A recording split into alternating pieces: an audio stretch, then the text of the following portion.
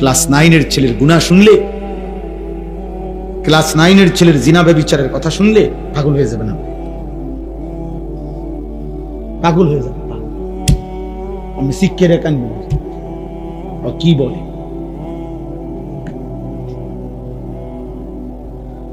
হ্যাঁ,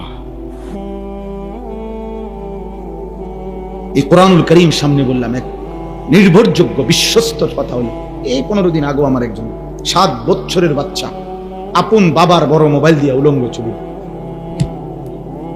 রব্বে কাবার কসম, কোরআন শরীফ সামনে রেখে, 7 বছরের বাচ্চা। আমার জাতি ধ্বংস হবার আর বাকি কথা বলেন। জিজ্ঞাসা করেন যে কতদিন হয় নামাজ পড়েন, কতদিন, মানে একজন 18 বছরের ছেলে অগণিত জিজ্ঞাসা করেন যে বাপ 5 ওয়াক্ত নামাজ পড়ো নাই, অথবা পড়ছো মনে পড়েনি কোন গত 2-4 বছর। একটা ছেলেকে জিজ্ঞাসা করেন না যে বাবা গত 365 দিনে যে 1 বছর গেছে কোনদিন ফজরের নামাজ পড়ছো না? তুমি জানোনি ফজরের ওয়াক্ত হয় কয়টায়, সূর্য ওঠে কয়টায়? আমার জাতি আর কতদিন টিকবে? আমি এই 3-4 দিন আগেও এক মসজিদে সারা রাত জার্নি করে হুজুর ফজরের ওয়াক্তে এক মসজিদে ঢুকছি, মানে এক জায়গায় যাচ্ছি, ইচ্ছা করে নাম বলতেছি না জেলার, এই মনে 1 সপ্তাহ হবে না, ফজরের ওয়াক্তে দেখছি ইমাম সাহেব, বিশাল মসজিদ, খুব সুন্দর মসজিদ, অত্যাধুনিক সুন্দর ঝকঝকে টাইলস, বাথরুম, ওযুখানা। আহা, কসম খোদার ফজরের নামাজে নিজ চোখে দেখছি সির্ফ ইমাম সাহেবের পিছনে একজন,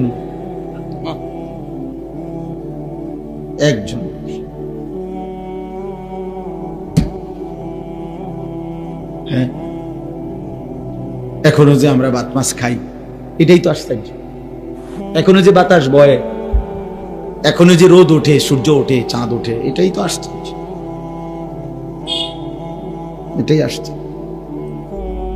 এই জন্য দোস্ত, এটা জরুর, কোন বাবা তার সন্তানকে আল্লাহর কথা বলা থেকে বিরতি দিতে পারে না, এই সুযোগ নেই যে হুজুর আমি তার এমন 2 বছর বুঝাইছি। বিশ্বাস করেন হুজুর, কিতা বিশ্বাস করতে কইছি না তো, 2 বছর, 2 বছর হুজুর ঝান্ডা শেষ করে গেছে। 2 বছর, বাপরে, আজকে মনে হয় 1 সপ্তাহ লাগাইয়া হুজুর তারে বুঝাই, মানে 1 সপ্তাহে যেমনি টান দিছে উনি, 1 সপ্তাহ কোনো এত লম্বা না, আমনে যেমনি কইছে, বুঝছেন না? 950 বছরের দিকে চিন্তা করলে 1 সপ্তাহ বিরাট কিছু, 2 বছর অনেক কিছু,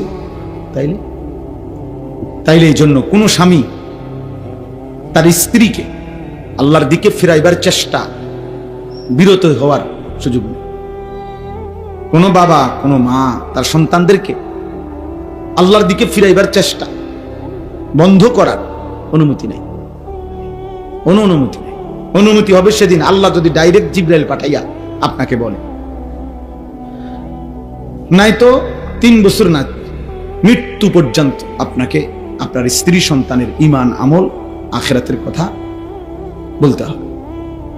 হুজুর এখন আর বয়স হয়ে গেছে, অন যদি জি পুত্রে বেশি কিছু বলতে যাই, শেষ বয়সে না খাইয়া মরতে হইব, পুত্রের বউ আর ভাত তরকারিও দিবে না, এই সমস্ত ধোকাবাজি কথা, বাটফারি কথা, খোদার কসম আখিরাতে মুক্তি মিলবে। কারণ কোন মানুষ যদি 3 বেলাও পেট ভরে খানা খায়, তারপরও তার মৃত্যু হয় না, তাহলে আপনি বুঝি শেষ বয়সে না খাইয়া মরবে? তারা শেষ বয়সে যারা নিয়মিত খানা পায় তারা তো মরে না। না, এমন লোক আমি শুনি নাই মরতে, আপনারা শুনছেন কিনা কে জানে, মরে তো তাইলে আর আপনি কি করলেন? এটা অনেক মানুষ আছে, এটা আহা, আপন সন্তান চোখের সামনে জাহান্নামের দিকে ছুটতেছে, উনি মাতেও না, উনি আপেল খায়, মালটা খায়, আর উনি জানে এটা হারাম করে, ফুতের ইনকাম সুদ, 2 নম্বর না 6 নম্বর, উনি মাতেও না, উনি বন খায়, চা খায়, বিড়ি খায়, পান খায়, কোন রকম কয়, কোন রকম আল্লাহ করে পার হইয়া যেতে,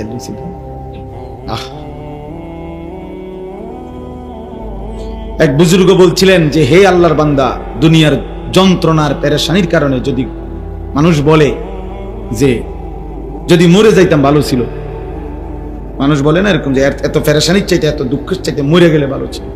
মহিলারা বেশি বলে, মহিলারা একবারে 19 থেকে 19.5 হইলেই যা আমার মরণ আইয়ে না কা, আমি মরি না কা, আমার উপরে ঠাডা পড়ে না কা, আমার উপরে খোদার গজব পড়ে না কা, বেডির গজব মেডি নিজেই দেয়। মহিলাদের এই বদভ্যাস বেশি। হ্যাঁ, মানে মৃত্যু কামনা করে বেশি, বুঝেন নাই, মরণ কামনা করে বেশি। তাহলে ওই আল্লাহর ওলি বলছেন যে হে আল্লাহর বান্দা, দুনিয়ার পেরেশানি থেকে তো তুমি মনে মনে কামনা করিলা যে যদি মরে যাইতাম পেরেশানি মুক্ত হইতাম। তিনি বলছেন হে আল্লাহর বান্দা, যদি কবরে গিয়ে কবরের আযাব শুরু হয় তখন তুমি ওই আযাব থেকে বাঁচবার জন্য এবার কি চাইবে?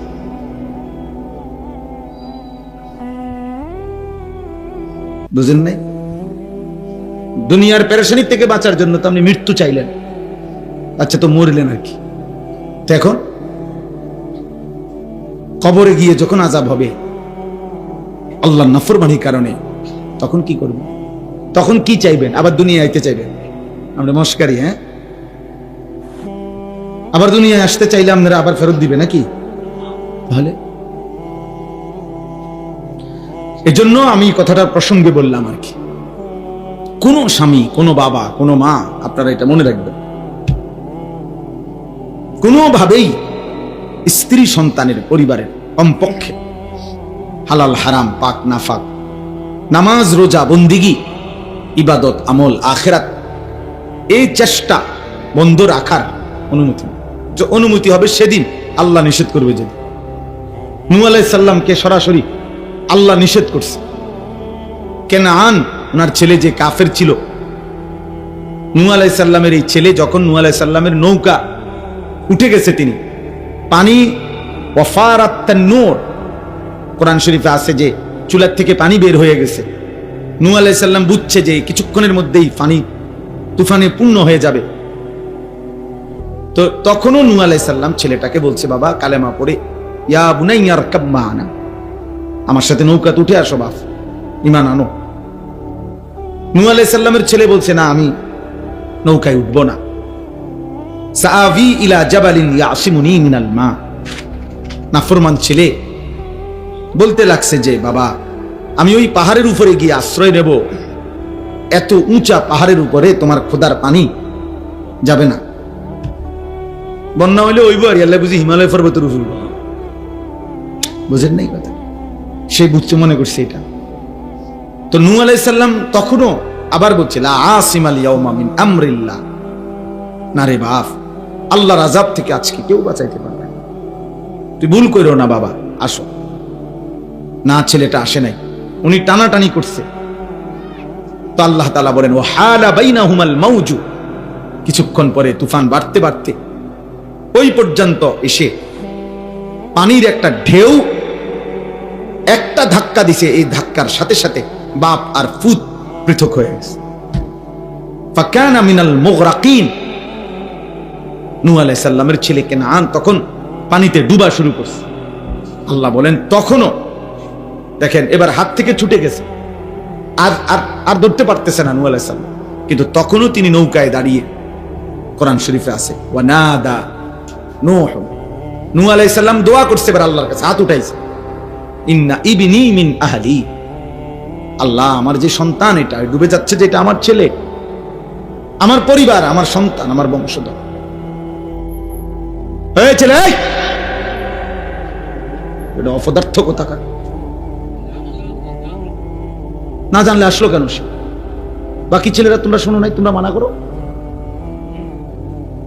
আমি ছেড়ে দেবার মানুষ না বাপ, সাফ কথা।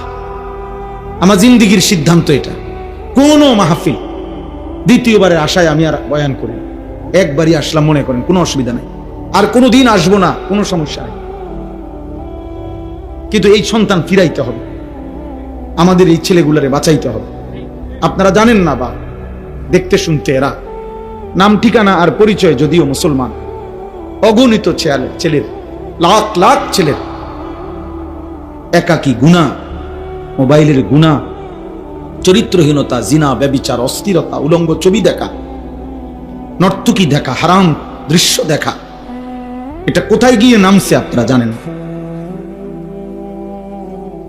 বয়স্ক বাচ্চা ছাড়া আপনারা জানেন না, আপনারা কোনো আন্দাজই করতে পারেন নাই এখনো যে আপনাদের এক এক সন্তান, নাতি নাতনি যারা নিজের ইচ্ছে মতো বড় মোবাইল ব্যবহার করে, যারে বাধা দেওয়ার ফিরাবার কেউ নাই, যার সারা রাত নিয়ন্ত্রণ করার মতো কেউ নাই, খোদার কসম আপনারা জানেন না ওরা কি করে।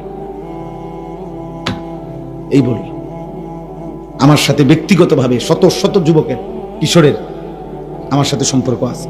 আমি ব্যক্তিগতভাবে এই মেহনত করি, আলাদা আমার প্ল্যাটফর্ম আছে, আমার কাজ আছে আলাদা, শুধু যারা কিশোর নওজোয়ান নিয়ে কাজ করি। আমি জানি ক্লাস 9-এর ছেলের গুনাহ শুনলে, ক্লাস 9-এর ছেলের জিনা ব্যভিচারের কথা শুনলে পাগল হয়ে যাবে না, পাগল হয়ে যাবে। আমি শিক্ষে রেখান ও কি বলে,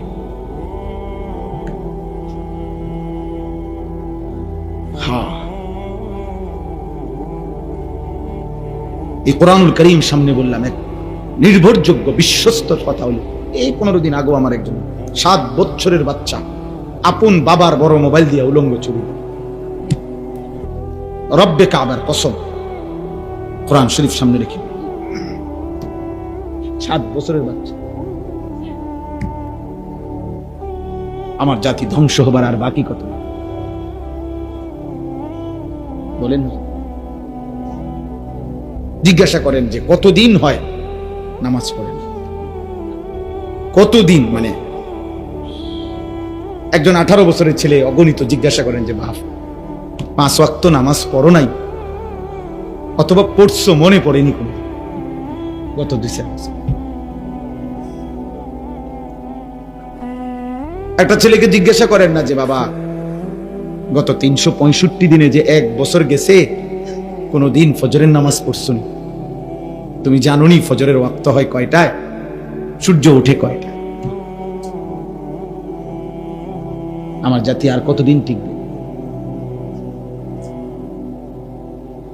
আমি এই 3-4 দিন আগেও এক মসজিদে সারা রাত জার্নি করে হুজুর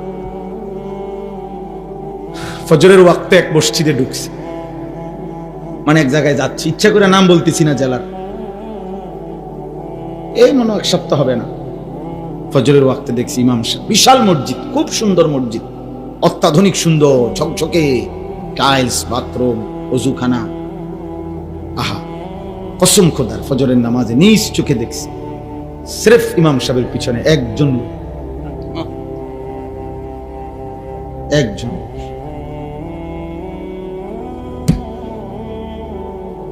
হ্যাঁ এখনো যে আমরা ভাত মাছ খাই, এটাই তো আশ্চর্য। এখনো যে বাতাস বয়, এখনো যে রোদ ওঠে, সূর্য ওঠে, চাঁদ ওঠে, এটাই তো আশ্চর্য, এটাই আশ্চর্য। আল্লাহ হেফাজত করে। এই জন্য আপনারা, আমি তো এই কথাটাই বুঝাইতেছি যে নূহ আলাইহিস সালাম শেষ যখন হাত উঠাইছেন যে আল্লাহ আমার ছেলে এটা ডুবে যাইতেছে, অথচ সে কাফের, কিন্তু এই সময়ও উনি হাত উঠাইছেন, ইন্না ইবনি মিন আহলি ওয়া ইন্না ওয়াদাকাল হক ওয়া আনতা আহকামুল হাকিমিন। তখন কোরআন শরীফে আছে সূরা হুদের মধ্যে 12 নম্বর পারা, আল্লাহ তাআলা ডাক দিয়ে বলছে, ইয়া নূহ, হে নূহ, থামো থামো, ইন্নাহু লাইসা মিন আহলিক, এত বড় বেঈমান তোমার সন্তান হইতে পারে না। আল্লাহ বলছে এত বড় বেঈমান কোন মুমিনের সন্তান নয়, ইন্নাহু আমালুন গায়রু সালিহ, এটা বেআমল সন্তান, এটা বেআমল সন্তান, তার জন্য তুমি হাত উঠাবা না, দোয়া করবা না। ফালা তাসআলনি, কোরআন শরীফের আয়াত, ফালা তাসআলনি, অতএব তুমি এর জন্য আমার কাছে কিছু চাইও না, আমি মাফ করব না, আমি আল্লাহ মাফ করব না। গফফার, গফুর, রহমান, মালিক, আল্লাহ বলতেছে আমি মাফ করতাম না, আমি মাফ করব না। হাত নামাও, এই কোরআন শরীফে আছে। তখন নূহ আলাইহিস সালাম হাত নামায় ফেলছে, বুঝছে আর হবে না, মালিক আর মাফ করবে না বলে দিছে। ফালা তাসআলনি, আল্লাহ বলছে এমন নাফরমান সন্তানের জন্য আল্লাহর কাছে কিছু চেয়েও না। এই জন্য আপনাদেরকেও বলি, বেনামাজি বেহায়া এমন সন্তানের জন্য আল্লাহর কাছে কি চাই? আমার কাছে আল্লাহর রহমতে 12 লাখ টাকা ব্যবস্থা করছি, তারা সময় দিছে কম, 12 দিনের ভিতরে কইছে টেহাডি মিলাইতে। কি কষ্ট যে করছি হুজুর, 6 লাখ জমি বেচছি, 3 লাখ কিস্তি লইছি, 3 লাখ সুদে লইছি, লই আল্লাহর রহমতে আপনার দোয়ায় ফলাগারে বিদেশ পাঠাইবার নিয়ত করছি। খাস দোয়া করে, আমি খাস দোয়া করতাম, হারাম কর তোর সুদের উপরে আমি দোয়া করতাম। হ্যাঁ নাফরমান, তোর কিস্তির উপরে আমি দোয়া করতাম। হ্যাঁ আমি খাস দোয়া করতাম, আমি ব্যাক কর, আমি বোধাই। আপনার হারামের উপরে দোয়া করলে, আপনি জিজ্ঞাসা করেন আলেমকে, কোন হারামের উপরে কেউ যদি আল্লাহর কাছে কিছু চায় দোয়া করে, তার ঈমান থাকে না।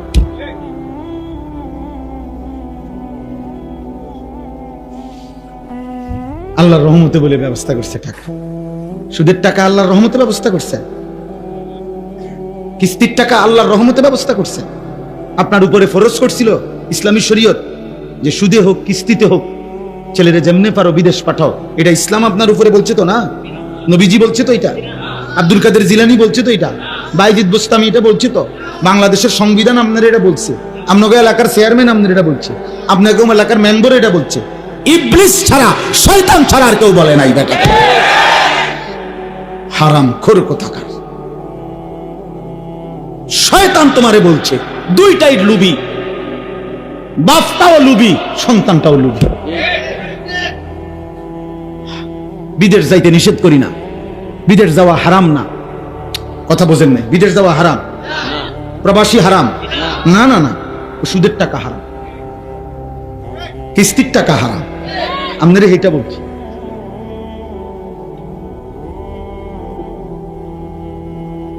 অতএব স্ত্রী সন্তানকে আল্লাহর দিকে ফিরানো, আখিরাতের দিকে ফিরানোর চেষ্টা,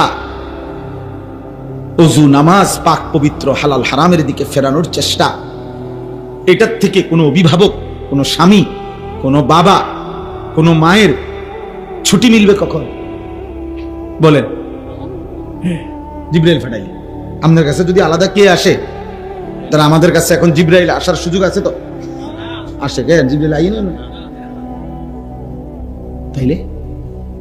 তাইলে বুঝা গেল আমাদের জন্য অনুমতি নেই, বরং আমরা মৃত্যু পর্যন্ত বলে যাইতে হবে। আমি তো এই জন্য প্রায় বলি আমার বাবা আপনাদেরকে, আপনি কমপক্ষে আপনার যে স্ত্রী নামাজ পড়ে না, পর্দা করে না, যে মেয়েটা নামাজ পড়ে না, পর্দা করে না, আপনার যে ছেলেটা নামাজ পড়ে না, হালাল হারাম বাইচা চলে না, এই নাচ গান নর্তকী ছবি উলঙ্গ দৃশ্য মোবাইল নিয়ে পড়ে থাকে, যদি কোনো কথায় আমনে তারে ফিরাইতে না পারেন, উনি বলার পর নামা, তাহলে কমপক্ষে এতটুকু তারে বইলেন যে বাপ, মৃত্যু পর্যন্ত মনে রাখিস আমি তোর উপরে অসন্তুষ্টি নিয়ে কবরে গেলাম, এটা তারে বইলা যায়। স্ত্রীকে বইলেন আমি স্বামী হয়ে তোমারে পারলাম না, তো মনে রাখিস বিবি, তোর মতো নাফরমান বিবি, তোর উপরে আমি অসন্তুষ্টি রাখা, হয় তুই কবরে যাবি না আমি কবরে গেলাম। আর আল্লাহর নবী বলছেন, কোন স্ত্রীর মৃত্যু যদি হয় তার স্বামীর অসন্তুষ্টি নিয়ে, তো জাহান্নাম। তাহলে কি আপনি না পাইলে দূর করে, আপনি কই কিচ্ছু দিয়ে মাতেন, আপনি দিয়ে আফেল খান, ওটার ফুতে টেহা দিয়া, ওটার ফুতে একটা সেজদা দেয় না, এক ওয়াক্ত নামাজ পড়ে না, ওটা টেহা দিয়া আফেল খায়, বাল টাকায়। আল্লাহর রহমতে আসি বালা, আপনি গো দোয়ায় 10 জনের দোয়ায় গপ মারে, চা দোয়া নিয়ে কি সুন্দর কথা কয়, বিড়ি খাইতে খাইতে আসি আল্লাহর রহমতে, আল্লাহ ভালোই রাখছে, এই যে আল্লাহ ভালোই তো রাখছে, বিড়ি খাইতেছেন তো বুঝাই যায় আল্লাহ যে ভালো রাখছে, ভালোর দশা যে বিড়ি, আল্লাহ যে ভালো রাখছে আপনার, এই তো বুঝাই তো যে আপনি চা দোয়ানে বসে বসে টেলিভিশনে নাচ গান দেখতেছেন, নর্তকীর ছবি দেখতেছেন, নাটক সিনেমা দেখছেন, এই তো ভালো রাখছে নাকি? এটাই ভালো থাকা মোমেনের। কোন মুসলমান গুনার উপরে থাকা এটা ভালো থাকা? আপনার ছেলের বউ পর্দা করে না, হালাল হারাম মানে না, আপনি ভালো আছেন না? আপনার একটা ছেলে ফজরের নামাজ পড়ে না, আপনি ভালো আছেন না? আস্তাগফিরুল্লাহ। কিসের ভালো থাকলেন আপনি? আপনার ঘরে জাহান্নামের আগুন জ্বলতেছে, এই সময় আপনি ভালো থাকেন কেমনে? কেমনে ভালো থাকেন? আল্লাহ নবী সাল্লাল্লাহু আলাইহি ওয়াসাল্লাম কসম খোদার হাদিসের মধ্যে আছে, নবীজি নিজে নবীর মেয়ে ফাতেমা রাদিয়াল্লাহু তাআলা আনহা বলেন, ফাতেমা কি নামাজি ছিল না বেনামাজি? পর্দানশীল না বেপর্দা নারী? সাইয়্যিদাতু নিসাই আহলিল জান্নাহ। নবী নিজে বলছে ফাতেমা আমার জান্নাতের নারীদের সর্দার। সেই ফাতেমার ঘরের দরজা আল্লাহ নবী সাল্লাল্লাহু আলাইহি সাল্লাম ফজরের নামাজের সময় নবী নিজে ফাতেমার ঘরের দরজার কড়া নাড়তেন আর বলতেন, ইয়া ফাতেমা কুমি, ফাতেমা রে আমার মা, নামাজের জন্য উঠো মা, কুমি লিসসালাহ, নামাজের জন্য উঠো মা, আনকিজি নাফসাকে মিনান নার, মা ফাতেমা জাহান্নামের আগুন থেকে নিজেকে বাঁচাও মা, ফা ইন্নী লা উগনি আনকে মিনাল্লাহি শাইআ। নবী বলতেন, ফাতেমা মুহাম্মদের মেয়ে বললে হাসরের ময়দানে আমি তোমার কোনো উপকার করতে পারবো না। সেজদা দেখাইতে হবে, তোমার পর্দা দেখাইতে হবে, আল্লাহর গোলামি দেখাইতে হবে, মুহাম্মদের মেয়ে বললে হবে। এরপরে নবীজির চাচা আব্বাস রাদিয়াল্লাহু তাআলা আনহু ওনার ঘরে যেতেন, চাচাকেও বলতেন, ইয়া আম কুম লিসসালাহ, চাচা ফজরের নামাজের ওয়াক্ত হইছে, চাচা উঠেন, নামাজের জন্য উঠেন। ওনারা তো এমনি উঠতেন, তবুও ডাকতেন, আনকিজ নাফসাকা মিনান নার, চাচা জাহান্নামের আগুন থেকে নিজেকে বাঁচান, ফা ইন্নী লা উগনি আনকা মিনাল্লাহি শাইআ। মুহাম্মদের চাচা বললে, চাচা হাসরের দিন আমি আপনার কোনো উপকার করতে পারি।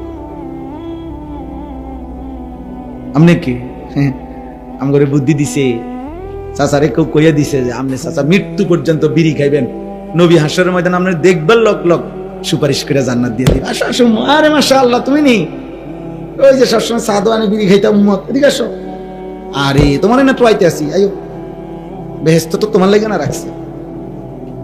এই হলো উনি বুঝছে কি সুপারিশ, বুঝছেন না হিসাবটা? উনি ভাবছে নবী সুপারিশ করবে মানে আমরা মৃত্যু পর্যন্ত আল্লাহর নাফরমানির উপরে থাকবো, আর নবী উঠলেই সুপারিশ করে কি দিয়ে দিবে? বেহেশত দিয়ে দিবে।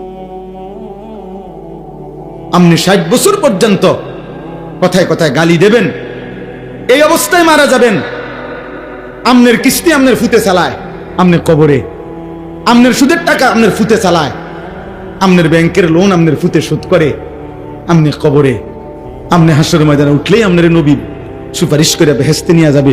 এই তো সুপারিশের অর্থ না কি? এটাই তো মনে হয় না? যদি কেউ ভেবে থাকেন এমন, তো ধোঁকা খাইছেন, ধোঁকা।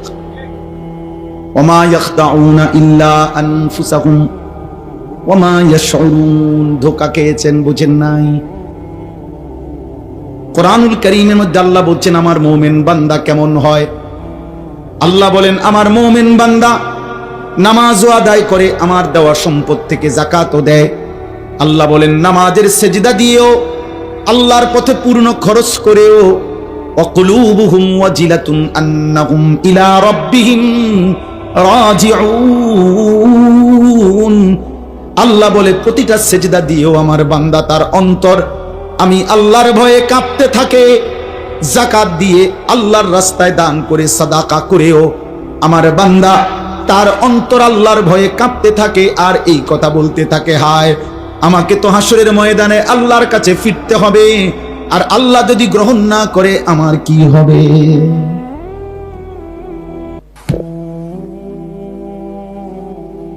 আল্লাহ যদি গ্রহণ না করে আমার কি হবে?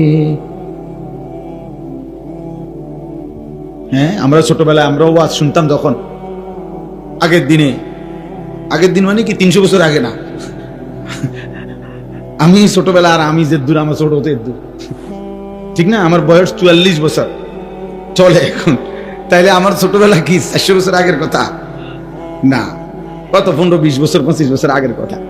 তা আমরাও ছোটবেলায় যখন ছাত্র জীবনে ওয়াজ শুনতাম, তখন শুনছি একদিন এই এক মুরব্বী হুজুরে ওয়াজে বলতেছিলেন যে ওই এক মেয়েরে বুঝানোর জন্য বলতেছিল ওনারা, এক মেয়েরে তার বান্ধবীরা বিয়ের দিন সুন্দর করে সাজাইছে, গহনা অলংকার দিয়া, শাড়ি চুড়ি দিয়া, তারে খুব সুন্দর করে নতুন বধূ সাজাইছে। তো বান্ধবীরা সবাই বলতেছে যে তোরে আজকে দারুণ দেখাচ্ছে, সুন্দর হচ্ছে, অনেক চমৎকার মানাইছে শাড়িটা, কাপড়টা, চুড়িটা, গহনাটা। কিন্তু মেয়েটা কাঁদতেছে নিজে নিজে। তো বান্ধবীরা বলতেছে যে আরে তোরে এমন সুন্দর সাজাইলাম, আমরা সবাই বলতেছি সুন্দর লাগতেছে, আর আজকে তোর বিয়ে, কাঁদতেছো কেন? কান্দার কি আছে এখানে?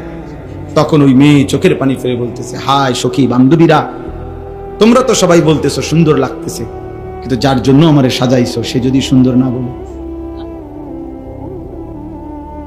ওর যদি পছন্দ না হয়, ও যদি গ্রহণ না করে। এইটা ছোটবেলায় ওয়াজে শুনছি। মালিক যদি গ্রহণ না করে, আল্লাহ যদি বলে এটার মধ্যে রিয়া ছিল, আল্লাহ যদি বলে ইখলাস ছিল না, আমার সন্তুষ্টির জন্য হয় নাই, আমি কি বলবো? আপনি কি বলবেন তখন? আল্লাহ যদি বলে যা আমার বন্দিগি করছো, ভাত তরকারি যা খাওয়াইছি দুনিয়ায়, এটার লগে হিসাবে সমান হয়ে গেছে, তখন কথা বুঝেন নাই? মালিক চাইলে আল্লাহ তাআলা যা ইচ্ছে করেন তাই বলতে পারবেন কিনা? আমাদের কিছু বলার আছে না? তাহলে এজন্য বাপ, রাত গভীরে আমি আর দেরি করতে চাচ্ছি না, অল্প কথাই আপনাদের সামনে বললাম। প্রথম কথা এটা, ফিকির করেন, ফিকির, জিন্দিগিটা নষ্ট করে দিয়ে সবাই, জওয়ান বুড়া, ছেলেরা বাবা, মরবার আগেই হিসাব করে ফেলো। তোমরা এতগুলো ছেলে যা বসছো, মাশাআল্লাহ বাপ, এত রাত এতটা সবর করে বসছো, প্রিয় সন্তান, প্রিয় ভাই। 14 বছরের আমার ছেলে আছে, 16 বছরের আমার সন্তান আছে।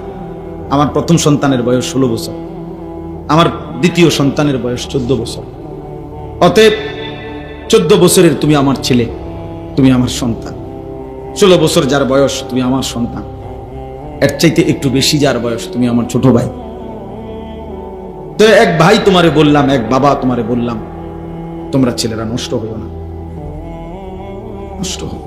এই নারী, এই ছবি, অস্থির দৃশ্য, উলঙ্গ নাচ গান, জিনা, ব্যভিচারের দৃশ্য, মদ, জুয়া, এই হারাম সম্পর্ক, বন্ধুদের আড্ডা, দিন রাত নাপাক শরীর, পেশাব পায়খানার পরে ঠিকমতো টয়লেট পেপার ব্যবহার করো না, পানি ব্যবহার করো না, এক ওয়াক্ত নামাজের সেজদা দাও না, কোনদিন ফজরের নামাজ পড়ো না। হ্যাঁ, এটা তো মুনাফিকের সাজে।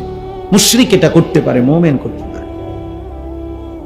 আল্লাহর কসম, নবী বলছে সাল্লাল্লাহু আলাইহি ওয়াসাল্লাম, লা ইয়াশহাদুহুমা মুনাফিকুন। আল্লাহর নবী বলেন যে মুনাফিক, কসম খোদার, নবী বলছে সে এশার নামাজ এবং ফজরের নামাজে উপস্থিত হয় না। রব্বে কাবার কসম, এশার নামাজ এবং ফজরের নামাজের জামাতে যে আসে না, রাসূল বলছে সে মুনাফিক। সে কি বলেন না? সে কি বলেন? সে কি? মুনাফিক। তাইলে বাবা, ছেলেরা মনে রাখো, যেই নবী বলছে সুপারিশ করবে, তিনি বলছে তুমি মুনাফিক, তুমি ফজরের নামাজে আসো না, উম্মত তুই মুনাফিক। অতএব যিনি সুপারিশ করবেন, তিনি যদি বলে তোমারে মুনাফিক, এবার সুপারিশ তোমার জন্য তোমার আব্বাই করবে কিনা, কোন বাফে, তুমি দেখো তোমার কোন আব্বা সুপারিশ করবে, তুমি মিলাই। এটা মুনাফিকের আখলাক। হযরত আব্দুল্লাহ ইবনে ওমর বলেন, রাসূলুল্লাহ সাল্লাল্লাহু আলাইহি সাল্লামের জামানায় আমরা মুনাফিক ফজরের অনুপস্থিতি দেখলে আমরা তাকে মুনাফিকই ভাবতাম। আল্লাহর নবী সাল্লাল্লাহু আলাইহি সাল্লাম কারো ঈমানের ব্যাপারে সন্দেহ করলে, মানে কালেমা পড়ছে, কিন্তু নবী যদি সন্দেহ করতেন যে সে আসলে খাঁটিভাবে ঈমান আনছে কিনা, একেবারে স্পষ্ট রিওয়ায়াত আছে, আমার কাছে আরবি কিতাব আছে গাড়িতে, ওখানে আছে নবীজি তখন ফজরের ওয়াক্তে পরে খুঁজতেন। 2 দিন 3 দিন 4 দিন যদি ফজরের নামাজে অনুপস্থিত দেখতেন, তো নবী বলতেন হ্যাঁ আমি এমনটাই ভাবছি, মানে মুনাফিক। মানে কি? মুনাফিক। এজন্য হযরত আব্দুল্লাহ ইবনে মাসউদ রাদিয়াল্লাহু তাআলা আনহু বলেন, নবীজির জামানায় যারা বাস্তবিক অর্থে ছিল মুনাফিক, সবাই চিনত, মনে করত, সবাই নবীজির বিরুদ্ধে ষড়যন্ত্র করত মুনাফিক হিসাবে, আল্লাহর কসম তিনি বলেন, হযরত আব্দুল্লাহ ইবনে মাসউদ বলেন, ওই চিহ্নিত মুনাফিকরাও ফজরের নামাজের জামাতে উপস্থিত হইতো। কেন? ওই যাতে করে ডাইরেক্ট কি না বলে, মুনাফিক না বলে, লুকাইবার জন্য, আড়াল করবার জন্য, যাতে মুনাফিক হিসাবে একটা সিল না পড়ে। বুঝেন নাই কথাটা?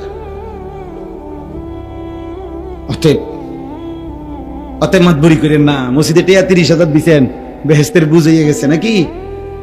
হ্যাঁ, মসজিদে 4টা ফ্যান দিছে, আল্লাহর রহমতে আমরাই তো ফ্যান দিছি। কথা কয় কেমনে? আল্লাহর রহমতে হেবটা না ফ্যান দিছে, আমগো হেবটা না, মসজিদের 3 কাতার টাইলসের টেয়া দিছে, আমগো হেবটা না। খালাস, বেহেস্তের বুঝ হয়ে গেছে। 4টা ফ্যানের দাম হইলো জান্নাত, 3-4 12,000, 3,000 করে। জান্নাত এত সস্তা হয়ে গেল না? আখিরাত এত সস্তা বাবা? কি বলে? কেউ যদি 100 কোটি টাকাও দান করে, সাদাকা করে, তাহলে এটা তো ইসলামের একটি আমল। কথা বুঝেন নাই আমার? দান সাদাকা এটা পুরা ইসলাম নাকি একটি আমল? আবার বলেন না। তাহলে 100 কোটি টাকাও যদি দান করে, তাহলে কয়টা আমল হচ্ছে? তো এটার আমনে নেকি পাইবেন, কোনো সন্দেহ নাই। কিন্তু নামাজ, যাকাত, হজ, রোজা, জিকির, তেলাওয়াত, তাহাজ্জুদ, 5 ওয়াক্ত নামাজ, হারাম থেকে বাঁচা, সুদ খাওয়া যে হারাম, ঘুষ খাওয়া যে হারাম, চুরি করা যে হারাম, নারী দেখা যে হারাম, নাটক সিনেমা দেখা যে হারাম, ওজনে কম দেওয়া যে হারাম, কথায় কথায় গালি দেওয়া যে হারাম, বিড়ি সিগারেট খাওয়া যে হারাম। তো এগুলা কার জন্য? এগুলোর গুনাহ বুঝেন নাই হিসাবটা?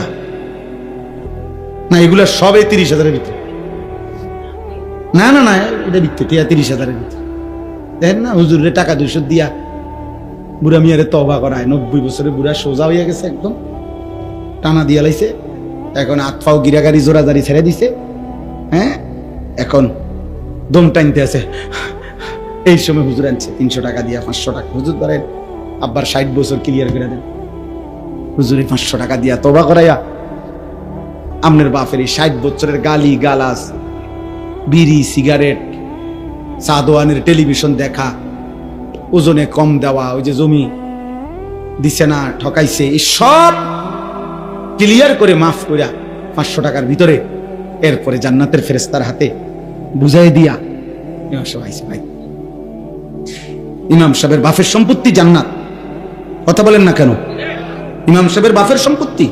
ইমাম সাহেব জান্নাতের টেন্ডার নিছে, তাহলে হাসরের ময়দানে ইমাম সাহেব দাঁড়াইতে হবে না? কথা বলেন। হুজুর সাহেব দাঁড়াইতে হবে না? বক্তা সাহেব দাঁড়াইতে হবে না? পীর সাহেব দাঁড়াইতে হবে না? কসম খোদার দাঁড়াইতে হবে, আমাকেও আপনাকে। আমি কি এখন জান্নাত থেকে আসছি? না, ক্যান্টনমেন্টে আছি, কুমিল্লা ক্যান্টনমেন্ট, ময়নামতি, ওখান থেকে আসছি। অতএব দয়া করে, গুনাহ করছেন আপনি, তওবা করবেন আপনি এখন। কখন? এখন।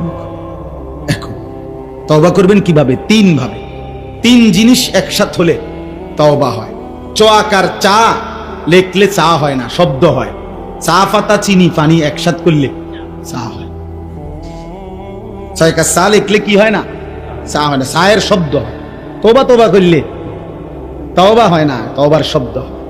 3 জিনিস একত্র করতে হয়। 1 নাম্বার, আল্লাহকে বলতে হবে দিল দিয়ে, কলিজার ভেতর থেকে, যে আল্লাহ আমি গুনাহ ছেড়ে দিলাম। 2, আর করব না মালিক, আমি ওয়াদা দিলাম। 3, আমি লজ্জিত মাওলা, আমি মাফ চাইলাম। খোদার কসম, যদি দিল থেকে কেউ বলে, ছেড়ে দেওয়ার নিয়তে আসলেই বলে, এবং ছেড়ে দেওয়ার জন্য গুনাহ চেষ্টাও করে, আল্লাহ বলবে বান্দা, এই গুনাহ যদি আসমান পরিমাণও হয়, সমুদ্রের ফেনা পরিমাণও হয়, পৃথিবীর সবচেয়ে উঁচা পাহাড়ের চাইতে যদি উঁচা হয়, আমি একসাথে মাফ করে দিলাম। গাফারতু লাকা ওয়ালা উবালি, কোনো পরোয়া না করে মাফ। ইন আতাইতানি লাইলান আতাইতুকা লাইলান, আল্লাহ বলে যদি গুনাহ নিয়ে তওবা করার জন্য রাত গভীরে আসো, আমি রব্বুল আলামিন রহমত মাগফিরাত নিয়ে রাত গভীরেই আসবো। ইন আতাইতানি নাহারান, আতাইতুকা নাহারান। আল্লাহ বলে, বান্দা তুমি যদি দিনে আসো চোখের এক ফোঁটা পানি নিয়ে গুনাহ মাফ চাওয়ার জন্য, খোদার কসম আমি রব্বুল আলামিন দিনের আলোতেই বা রহমত আর মাগফিরাত নিয়ে আসবো। তুমি আসবে যখন, আমি আসবো তখন। ইয়া আদম কুম ইলাইয়া আমশি ইলাইকা। হাদিসে কুদসিতে আছে, আল্লাহ বলেন, বনি আদম তুমি আমার জন্য দাঁড়াও, আমি আল্লাহ তোমার জন্য হাঁটবো। ওয়ামশি ইলাইয়া উহারবিলু ইলাইকা। তুমি বান্দা আমার জন্য হাঁটো, আমি তোমার জন্য দৌড়বো। তুমি আসবে যে দূর, আমি আসবো তার চাইতে বেশি। তুমি আসবা 1 বিঘত, আমি আল্লাহ আসবো 1 হাত। তুমি আসবা 1 হাত, আমি আসবো 2 হাত। তুমি আসবে হাঁটতে হাঁটতে। আতাইতুকা হারওয়ালা, আমি রব্বুল আলামিন রহমত নিয়ে আসবো দৌড়তে দৌড়তে। কাউকে বলবো না ওয়ালা উবালি, কাউকে শোনাবো না, কাউকে ডাকবো না, তোমার বাপ কেউ না, গ্রামবাসী কেউ না। রাতের 4টায়, রাতের 3টায় অন্ধকার পৃথিবীতে তুমি একাকী চোখের পানি ফেলে মাফ চাইও বান্দা, আমি একাই তোমারে মাফ করে দেব, মাফ করে দেব বান্দা। আল্লাহ আমাকে মাফ করে দেন। চলেন ভাই, অতএব গুনাহ ছেড়ে দেন, আল্লাহর নাফরমানি ছেড়ে দেন, আল্লাহর নাফরমানি ছেড়ে দেন। বাবা কষ্ট করছেন, আমারও কষ্ট লাগতেছে, আপনাদের অনেক কষ্ট হয়েছে। এত রাত আপনারা বয়স্করা বাবারা বসছে, সবাই মিলে গুনাহ ছেড়ে দিবেন, বলেন ইনশাআল্লাহ। এক মুমিনের মৃত্যু পর্যন্ত 2টা ডিউটি একজন মুসলমান: 1 গুনাহ বর্জন, 2 আদেশ পালন। এটাকেই বলে তাকওয়া, এরই বলে মুত্তাকি, একেই বলে জান্নাতি। গুনাহ বর্জন, হুকুম পালন। বলেন মুমিনের ডিউটি কয়টা? 1।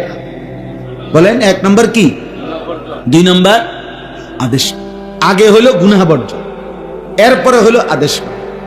কারো মনে করেন সতর খোলা, আবার তার নামাজের ওয়াক্ত, তো নামাজ পড়া এটা হলো নেকি, সতর খোলা এটা হলো গুনাহ। এখন এই কোনটা আগে দায়িত্ব? এসব বুঝছেন? নামাজের বাহিরে ফরজের মধ্যে একটা আছে কিনা? তাহলে কি বুঝা গেল? বুঝেন নাই কথা? সতরও খোলা, নামাজও সামনে। তো নামাজ পড়লে নেকি, সতর খোলা থাকলে কি? গুনাহ। প্রথম দায়িত্ব কি? মানে সতর ঢাকা, এরপরে কি? গুনাহ বর্জন, প্রথম জিম্মাদারি। এজন্য প্রিয় সন্তান, যতক্ষণ পর্যন্ত তুমি পাক নাফাকের পার্থক্য করবা না, ততক্ষণ নামাজ পড়তে মন চায়। আমি না, আমার বাইকটা দিলেও হইতো না। আব্দুল কাদের জিলানিরও যদি বাইকটা তোমারে দেয়, ইসলামীরও যদি বাইকটা দেয়, হবে না। তুমি তো নাপাক, তুমি তো পেশাব করে টয়লেট পেপার ব্যবহার করো না, পানি ব্যবহার করো না, তোমার শরীর নাফাক। এই নাপাক থাকার কারণে অধিকাংশ মুসলমানের নামাজ পড়ার কোনো আগ্রহ জন্মায়। আপনি আমার সাথে চ্যালেঞ্জ করে দেখেন, একটা ছেলে, একজন বাবা যারা বেনামাজি, আপনি দয়া করে 15 দিন এই নিয়মিত প্রত্যেকবার টয়লেট পেপার নিয়ম মাফিক ব্যবহার করেন, সুন্দর করে আলেম থেকে বুঝে নেন, ঢিলাকুলুক পানি ব্যবহার করেন, তাহলে শরীরও পাক থাকবে, কাপড়টাও পাক থাকবে। ইনশাআল্লাহ খোদার কসম, দিল থেকে ফেরেশতা আপনাকে নামাজের সেজদা দেওয়ার জন্য প্রতি সেকেন্ড উৎসাহিত করবে। এই তোমরা ছেলেদের হালাত হলো এই কারণে আব্বা, নারী দেখতে দেখলে, মোবাইলের নারী দেখলে বীর্যপাত হয়, অশ্লীল দৃশ্য দেখলে বীর্যপাত হয়, উলঙ্গ ছবি দেখলে বীর্যপাত হয়, হারাম কল্পনা করলে বীর্যপাত হয়, অসৎ বন্ধুদের সাথে অসভ্য কথা বললে, নারীকে নিয়ে জিনা ব্যভিচারের কথা বললে বীর্যপাত হয়। এতে করে শরীর তোমার নাফাক থাকে, দুর্গন্ধ থাকে। এমন নাপাক শরীরে ইবাদতের আগ্রহ জাগে, এমন অপবিত্র দেহে ইবাদতের আগ্রহ জাগে, আগ্রহ জাগে। আল্লাহ আমাদেরকে হেফাজত করে, আল্লাহ আমাদের সন্তানদেরকে হেফাজত করে। একটা একটা করে ছেলে ফিরতে থাকো আগামী দিনে, মনে রাখো বাপ, আমরা দিন রাত আমরাও কষ্ট করতেছি, চেষ্টা করতেছি, তো তাইলে আমরা নিরাপদ হইলাম কেন? আমরা এত নিশ্চিন্ত হইলাম কেমনে যে আমরা এক ওয়াক্ত নামাজও পড়ি? আমাদের কাছে দুনিয়াবি সামান, দুনিয়াবি জিনিস এগুলোও কম, আবার আমাদের রবের সাথেও সম্পর্ক কম, তাহলে আমরা তো তাদের চাইতে দুর্বল। কথা বোঝেন নাই আমার? আমাদের কাছে তো দুনিয়াবি তাদের সমপরিমাণ অস্ত্রও নাই, আবার আমাদের রবের সাথেও আমাদের সম্পর্ক কমে যাচ্ছে। তো আমরা বিজয় হবে কিভাবে? আমাদের বিজয় হবে কিভাবে? জাতিসংঘে এই বেঈমান যখন ভাষণ দিতে দাঁড়াইছে, এই যে গতকালকে না জানি তার আগের দিন, তো পৃথিবীর প্রায় 100 দেশের প্রেসিডেন্ট, প্রতিনিধি তারা উঠে গেছে। তার ভাষণ শুনে নাই, পুরাটা হল রুম খালি করে ফেলছে। 2, 4, 10, 20 জন মানুষ পড়ছে ঘৃণা করে। কিন্তু এই বেঈমান এর পরেও তার বক্তব্য 1 মিনিটের জন্য সে থামায় নাই, সে খালি জায়গাতে বক্তব্য দিচ্ছে। আপনি কি মনে করেন গাদ্দার? আপনি বুঝেন না? আমি যদি এখন আইসা বসলাম আর আমি আইয়া যদি দেখি যে আমার দেখেই আপনারা, আমি বইছি আর সবটি লোক উঠতে চলে গেলেন, আমার দিলে চাইবেনি বক্তব্য দিতে যে আমার কি রে, এই লোকটি আমার এইভাবে বেইজ্জতি করলো। আমি বসছি মাত্র, লোকটি সব উঠতে চলে যাচ্ছে এখন আমার দেখা। তখন আমি বলবো কিনা যে যেমন ওয়াজের গোষ্ঠী গিলে যাবে না তো ওয়াজ বেড়া। কিন্তু ও কত বড় গাদ্দার, সে ঠিকই বক্তব্য দিছে, পুরা বক্তৃতা দিছে, এবং সে পরিষ্কার বলছে গোটা পৃথিবী না, পৃথিবীর সব শক্তি যদি একসাথেও বলে সে গাজার উপরে আক্রমণ থামাবেন। 1 সেকেন্ডের জন্য তার শব্দে কোনো অনুশোচনা নেই। কিছুদিন আগে সে বলছে যে এই পৃথিবীতে যার কাছেই একটি বড় মোবাইল আছে, এই নেতানিয়াহু বলছে, হ্যাঁ সে বলছে যার হাতে একটা বড় মোবাইল আছে সারা পৃথিবীর, মনে রাখতে হবে তার হাতেই আমাদের টুকরা আছে। বুঝেন নাই হিসাব? বড় মোবাইলের পার্টস, কোনো না কোনো পার্টস, বুঝে নাই হিসাব ভাইয়া? ওরা আমগরে কেমনে আটকাই লাইছে। আমাদের চুল, আমাদের চেহারা, সন্তান আমার মুসলমান, বাপ মুসলমান, মা মুসলমান, চুল দিকে তাকাইলে বোঝা যায় সে বেঈমান। সারাদিনের চলাফেরা দেখলে বুঝাই যায় সে বেঈমান। নবী সাল্লাল্লাহু আলাইহি সাল্লাম তো স্পষ্ট বলছে, নবীজির লোকে আপনি রাগ করতে পারবেন? তো নবীজি তো বলছে মান তারাকা সালাতাম মুতাআম্মিদান ফাকাদ কাফারা, যে ইচ্ছে করে নামাজ ছেড়ে দিল সে কাফের হয়ে গেল।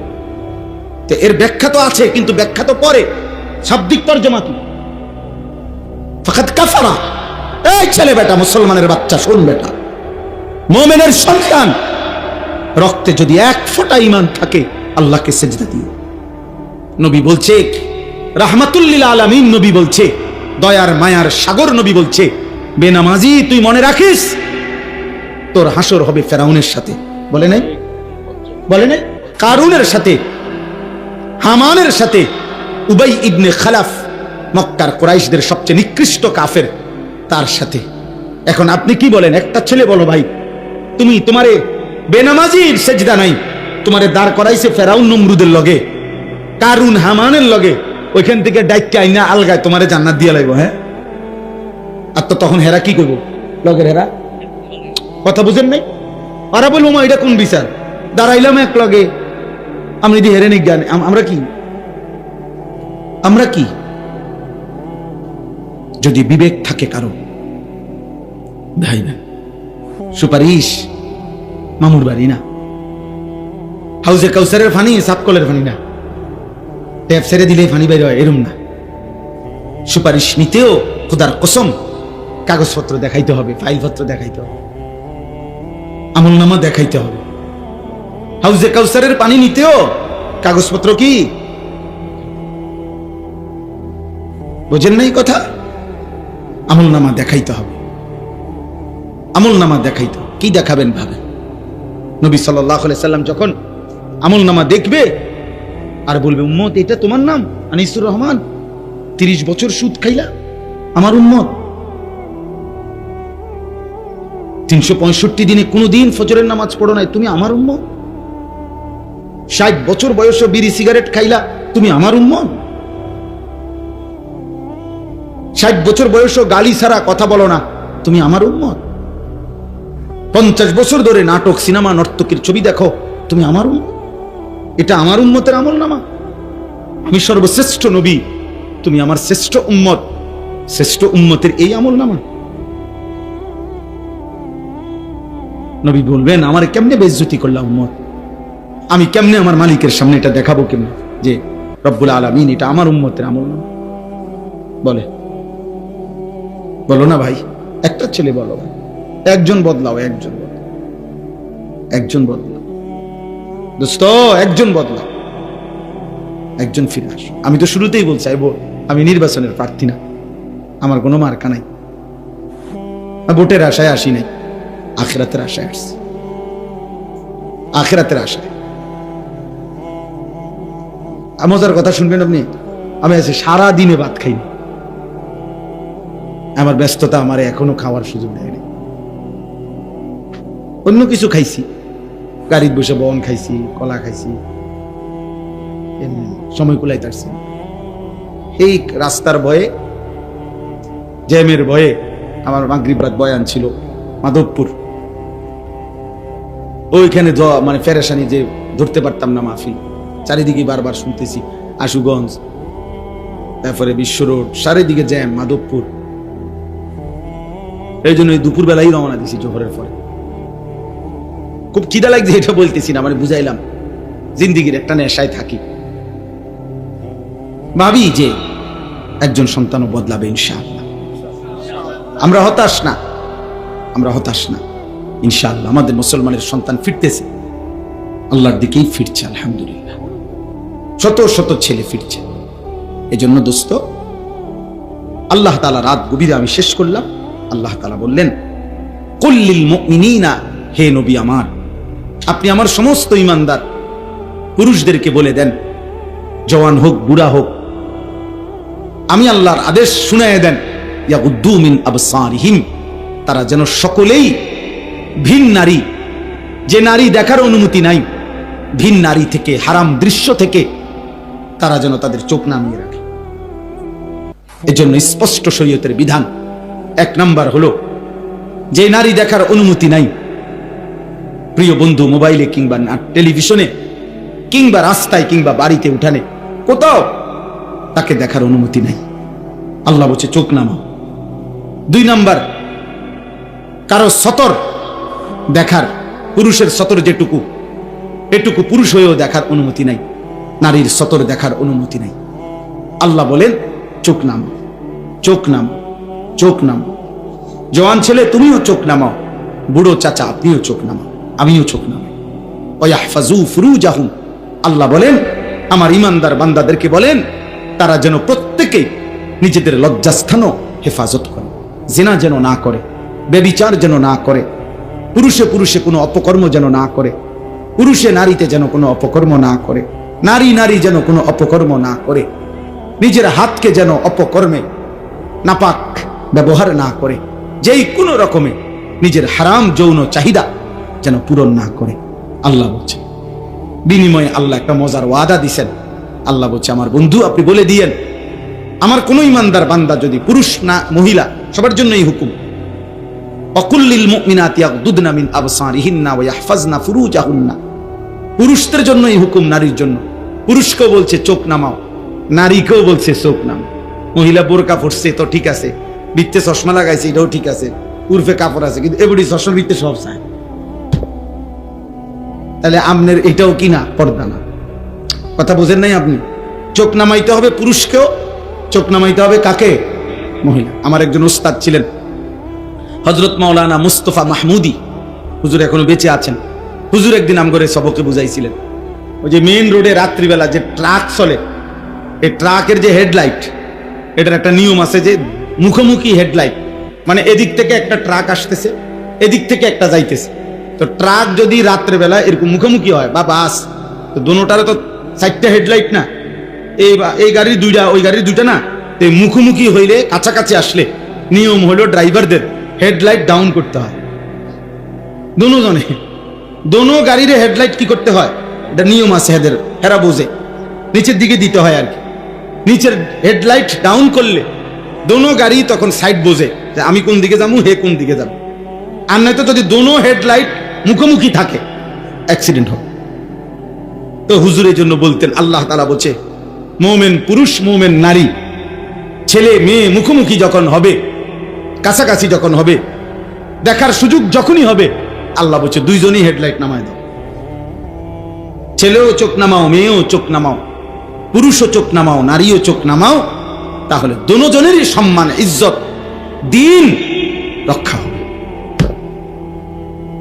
যালিকা আজকা লাহুম, আল্লাহ বলেন যে তার চোখ হেফাজত করবে এবং লজ্জাস্থান হেফাজত করবে, আমি আল্লাহ ওয়াদা দিলাম, আমি তার অন্তর 100 শতভাগ পবিত্র করে দেব। পুরা দিল সাফ, একদম সার্ভেক্স দিয়া ধুয়ে দেব, অর্থাৎ দিল সাফ করে দেব। আজকা ইসমে তাফদীল, সর্বোচ্চ পবিত্র করে দেব। ইন্নাল্লাহা খাবীরুম বিমা ইয়াসনাউন, আল্লাহ তাআলা বলে বান্দা মনে রেখো আমি আল্লাহর সাথে চালাকি করো না। তাকাইয়া রইছো এদিকে, বাঁকা চোখে চাইতেছো হেদিকে, কেউ জিগাইলে কিও কি না করতে, আমি এদিকে না, বুঝেন না? চাদুয়ানে বসে বসে বেরিয়ে চায়, জিঙ্গাইলে কাকা কি খবর, না আল্লাহ দোয়াই বাতি যা, খবরে না শুনি। ও খবর মানুষের চোখে শোনে, হ্যাঁ মানুষকে চোখ দিয়ে নি খবর শোনে কি দিয়া, তা আমি যদি চাইয়া রয়েছে নাক করিয়া বলেন, আপনার যদি খবরই শোনা দরকার আমি ঘুরে বইয়েন, বোঝেন নাই? দোকানের এদিকে বইয়েন, দোকানের টেলিভিশন এদিকে, আমি ওইদিকে বসেন, উল্টা উল্টা বসেন, চেয়ার ঘুরে বসেন, তাহলে তো কানে শুনবেন, বেড়ি দেখবেন না, বলেন না? তাহলে আল্লাহ তাআলা বলছেন বান্দা তোমার দিলের মধ্যে কি আছে, এবং কৌশল করে গোপনে, একাকী, আড়ালে, রাতে, লাইট বন্ধ করে, ইয়ারফোন লাগাইয়া, যেমনি তুমি যা করো না কেন, খোদার কসম আল্লাহ বলেন আমি পুরা খবর রাখি। ইন্নাল্লাহা খাবীরুন, আল্লাহ খবর রাখে, আল্লাহ খবর রাখে, আল্লাহ খবর রাখে। বান্দা আমারে আড়াল করতে পারতা না, আমার থেকে লুকাইতে পারবা না। এই পৃথিবীর কেউ যদি না দেখে, না জানে, না শুনে, না বুঝে, আমি রব সব দেখি, সব শুনি, সব বুঝি, সব জানি। জানে কিনা বলেন না কেন? আল্লাহ তাআলা আমাদেরকে, আমাদের ছেলেদেরকে, আমাদের মেয়েদেরকে, আমাদের পর্দার আড়ালের মা বোনদেরকে হেফাজত করেন, মেয়েদেরকে বুঝায়েন, বোনদেরকে বুঝায়েন। বিশেষ করে মনে কষ্ট নিয়ে না, আমার একটা অনুরোধ, প্রবাসীর স্ত্রী যারা, প্রবাসীর ছেলে মেয়ে যারা, জানেন না প্রবাসী বিদেশে অনেক কষ্ট করে, মাথার ঘাম বেচারার পায়ে পড়ে, 12 ঘন্টা 14 ঘন্টা 16 ঘন্টা ডিউটি করে। এই এত লম্বা ডিউটি করে কষ্টে জমানো টাকা বুকে বাঁধা স্ত্রী সন্তানের জন্য বাড়িতে পাঠায়। সেই প্রবাসীর স্ত্রী যদি, সেই প্রবাসীর ছেলে মেয়ে যদি আল্লাহর নাফরমানি করে, হারাম কাজ করে, গুনাহ করে, পরকিয়া করে, জিনা ব্যভিচারের সাথে সম্পৃক্ত থাকে, খোদার কসম এর চাইতে বড় জুলুম আর কিছু হইতে।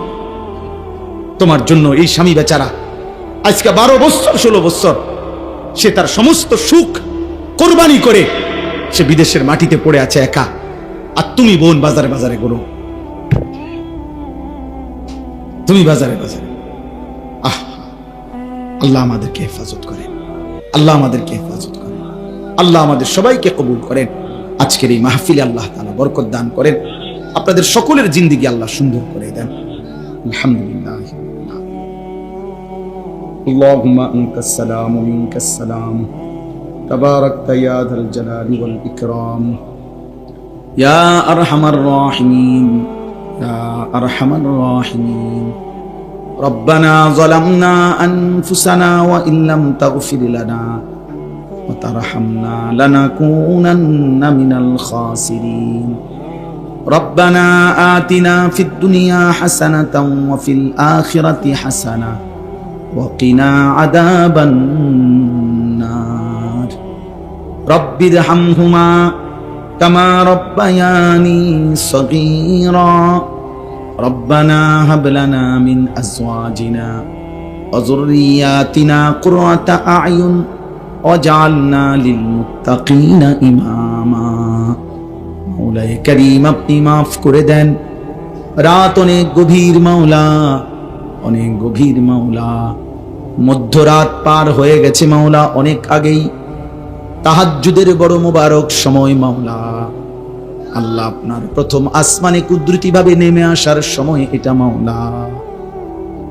আমি গুনাহগার গোলাম মাওলা,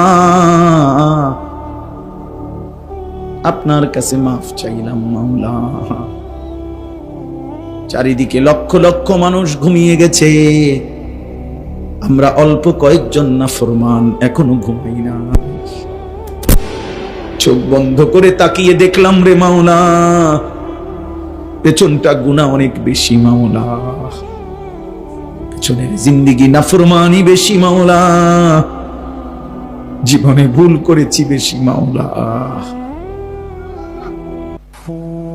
আপনারে নারাজ করেছি বেশি মাওলা। আজ এই গভীর রাতে মাওলা চোখ বন্ধ করতেই ভয় হয় মাওলা, ঘুম যেতেই ভয় হয়, যদি ঘুম আর না ভাঙ্গে, এই চোখ যদি আর না মেলে, এত গুনাহ নিয়ে কবরে যাব কেমনে মাওলা, হাসরের ময়দানে দাঁড়াবো কেমনে মাওলা, মদিনার বন্ধুর সুপারিশ চাইবো কেমনে রে মাওলা, হাউজে কাউসারের পানি চাইবো কেমনে মাওলা, বন্ধু যদি তাড়িয়ে দেয় মাওলা, আপনি যদি ফিরায়